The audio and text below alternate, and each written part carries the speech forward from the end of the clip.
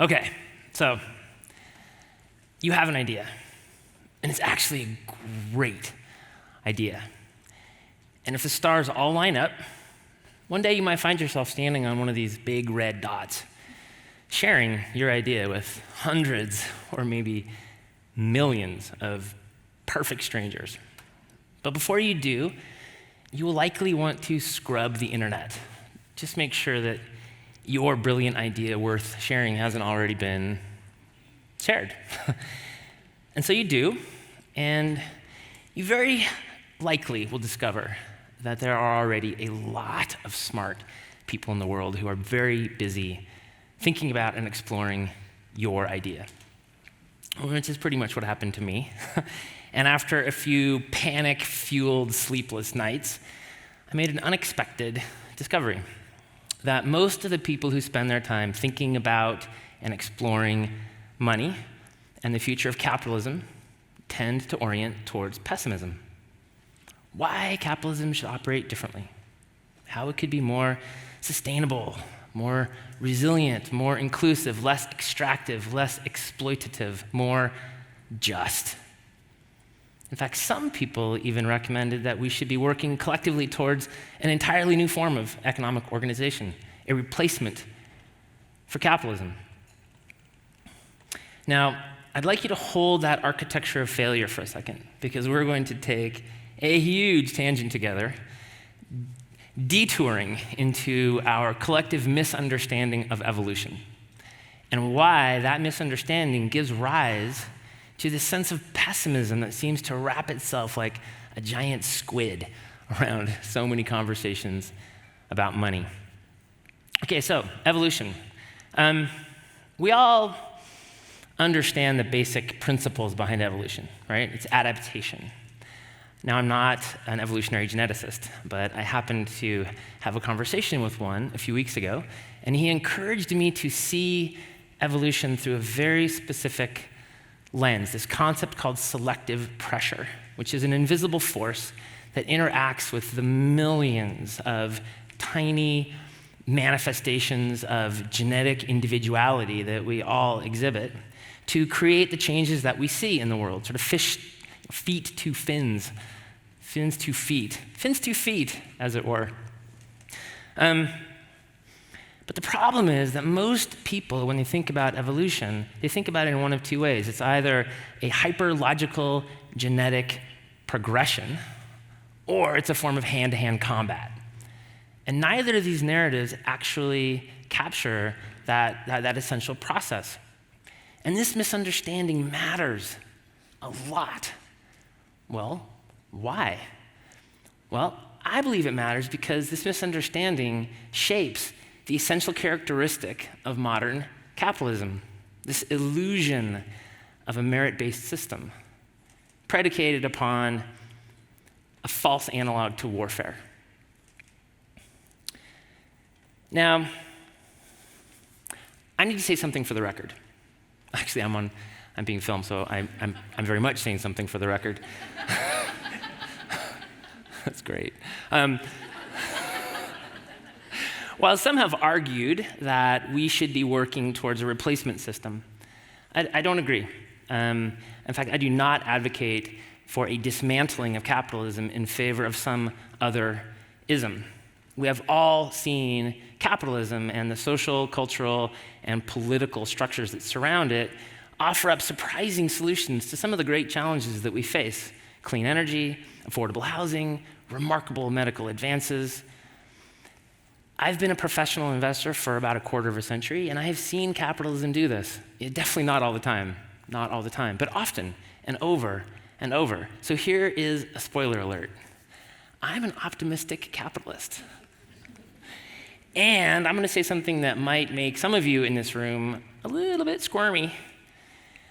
I think we're all optimistic capitalists. What do I mean when I say that? What do I mean when I say we're all optimistic capitalists? Well, we all probably agree that markets, the place where we go to buy and sell stuff and services, generally work pretty well. I mean, we've been attending them for centuries, trading seashells for coffee beans and goats for chickens. whatever we had in excess for whatever we thought we needed. I think if they didn't work, we probably would have stopped going to them. We probably also agree that giving people the opportunity to raise money, to start businesses, to hire people, to make things, to pay taxes, and yes, to fail, it's a pretty good system. I mean, even today's economic environment in China looks a lot more like capitalism than any form of communism that Marx or Engels or Mao might have imagined. And I also bet that we agree that there is a relationship between work and risk and reward. And although that relationship seems to have broken down recently, that core idea still holds. And that, this intersection of markets and capital flow and the opportunity for reward, that's the basic framework for capitalism. And I doubt anybody would disagree with that. But where it starts to get complicated is when we try to define our own role within this capitalist system. And it gets complicated for two reasons. First, because when we think about capitalism, and let's admit it to ourselves, we do, probably more often than we would like to admit, it gets really abstract. So let's think about capitalism as an operating system. While it might be impossible to describe how an iPhone works, I think we all understand the need for a periodic upgrade. And then second, most people tend to think of capitalism as a static system, this fixed framework. And here's where we loop back from this extended detour into evolution, because capitalism evolves relentlessly. It is continually reflecting and informing our prevailing social norms. I mean, it was in our lifetime that child labor formed an important part of the global labor pool. It was in our parents' lifetime that it was totally cool to dump toxic waste into our rivers and oceans. It was in our grandparents' lifetime that colonialism prevailed. And it was in their grandparents' lifetime that the pursuit of whales forged the early links in what we now call the global supply chain. But each one of these practices generally became extinct. And they faded not because they made no economic sense. They faded because at different times, and for different reasons, and with different degrees of reluctance, they became unacceptable. And I believe that the current form of capitalism, ignoring as it does, generally, the social and environmental consequences of its own operating system, will one day become unacceptable. And I think that future version of capitalism, it's inevitable. And that it's a lot closer than we think. But why do I think that? Like, what do I see that makes me so confident? What do I see that makes me so optimistic? Consider for a moment the relationship between a sub-oceanic earthquake and a tsunami. The earthquake will pass almost unnoticed, well, except by a handful of geophysicists. But the tsunami will race across an entire ocean to wreak devastation upon landfall. And that's a pretty extreme analog, I get. But I think that dynamic holds in the evolution of capitalism. Invisible events which trigger material, measurable, unexpected, perhaps even apparently unrelated changes at some future time.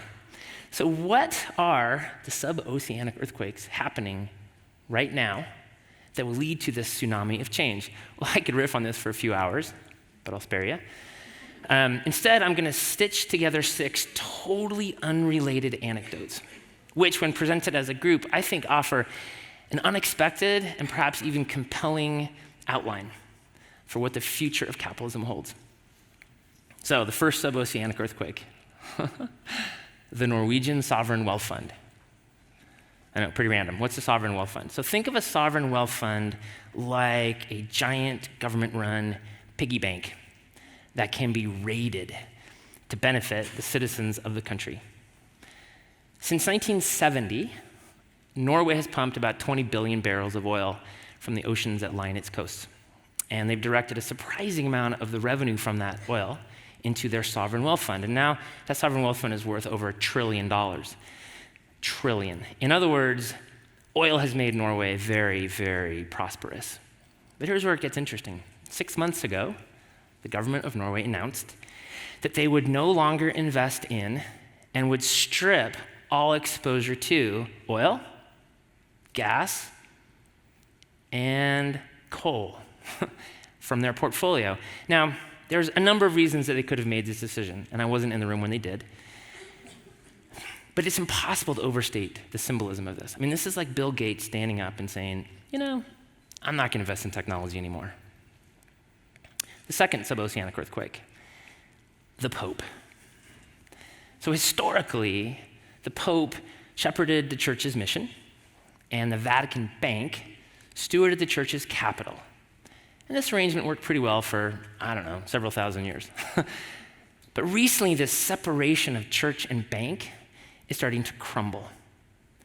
In his most recent encyclical, Laudato Si', the Pope issued a clarion call for capitalism to be a more forceful defender and protector of those in our global economy who are least able to protect themselves, and a more active protector of our environment. Now, this is the Pope talking about money. It's true, Pope Francis makes no investment decisions, but I think it's fair to say that he has a fair amount of sway over church matters. Third, Larry Fink's letter. Larry Fink, in some circles, he's kind of like the Pope. He is the CEO of BlackRock, which is the largest asset management firm in the world. So he sits on top of a pile of money that's $6 trillion tall. So he recently wrote a letter to his fellow CEOs, and in this letter he said, if your business does not have a purpose that contributes positively to society, we will not support you. Now, it's hard to predict exactly how this is going to play out. And it's impossible to know exactly what he means by that. But what is clear is that he has put the conventional way of doing business, ignoring the social and environmental consequences of the operations, on notice. And perhaps more critically, he has sent a shockwave through the corporate boardrooms of the world. The fourth sub-oceanic earthquake. $63 trillion. We are standing on the edge of the greatest wealth transfer in history, as an estimated $63 trillion passes from the hands of primarily aging white men to their widows, their children, and the charities that they support. So I started advising families in 1993, and at the time, when the patron of a family passed away, he just started working with his wife or his children, sort of no questions asked. It was a form of professional inheritance. But a recent report by JP Morgan revealed that 85% of widows and 93% of inheriting children expect to fire their advisor within 3 years. The number one reason given? Because that advisor either doesn't understand or might be actively hostile to the idea that an investment strategy can pursue more than simply financial gain. It might even seek to contribute positively to society. I'm betting that Larry Fink read that report. Fifth, the B Corporation movement. So think of a B Corporation like a first cousin to the traditional C corporations that we all know about. But these businesses use the power of business for good. To certify as a qualified B Corporation requires that the company meet a rigorous set of standards related to community, environment, employees, and customers. So right now there's about 3,300, give or take, certified B Corps around the world, and the roster includes a list of the usual suspects: Patagonia, Ben & Jerry's, Seventh Generation. I'm even proud to say that my company is a founding B Corp. But 2 weeks ago, Groupe Danone, a publicly traded French $6 billion consumer products company, announced that they had successfully completed their B Corp certification. Now remember that a publicly traded company, at the end of the day, owes its allegiance to only one group, its shareholders. And its job is to increase shareholder value.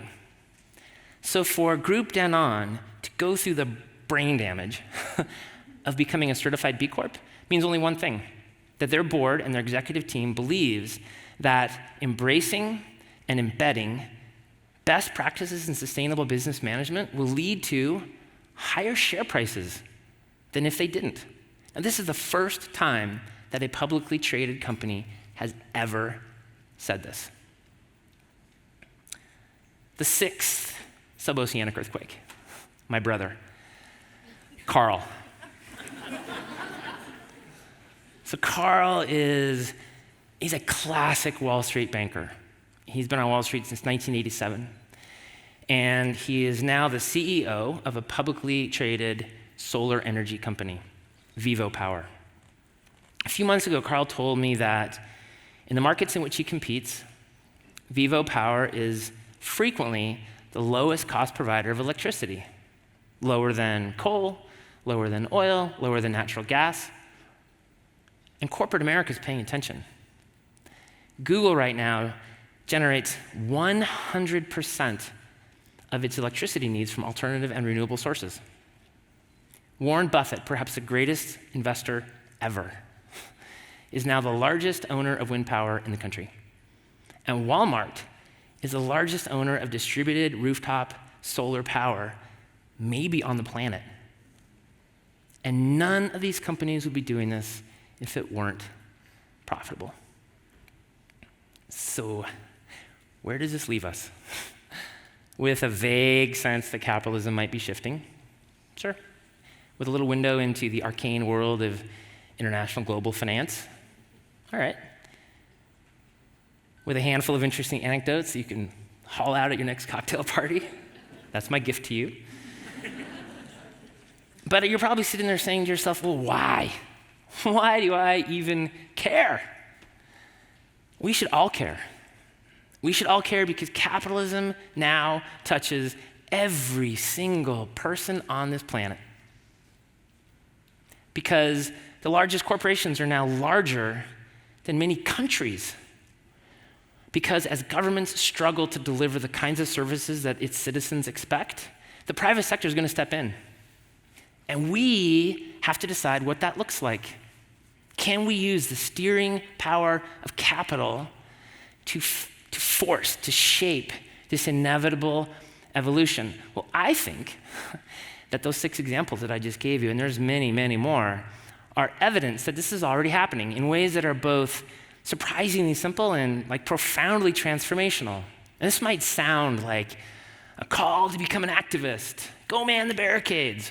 And there are people who will do that, and I totally applaud them.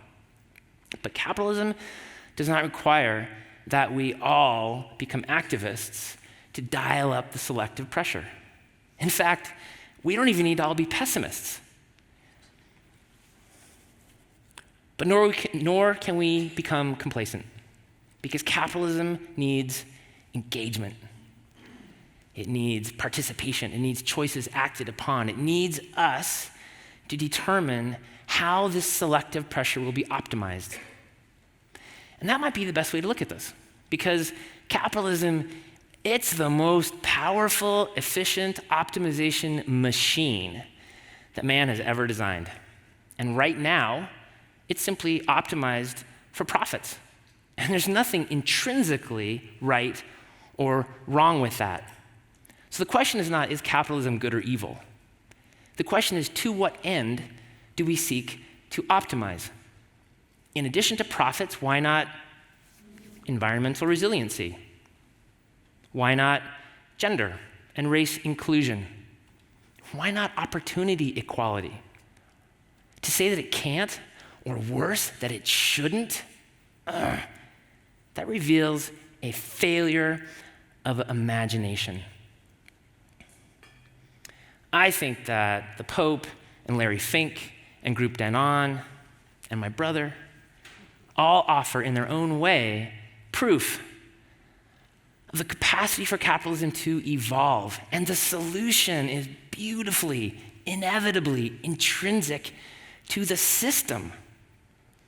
I mean, capitalism as a system, we must remember, was created by man. It wasn't handed to us on tablets, carved in stone. And so capitalism can be recalibrated. It can be re-engineered. It can be reimagined by us.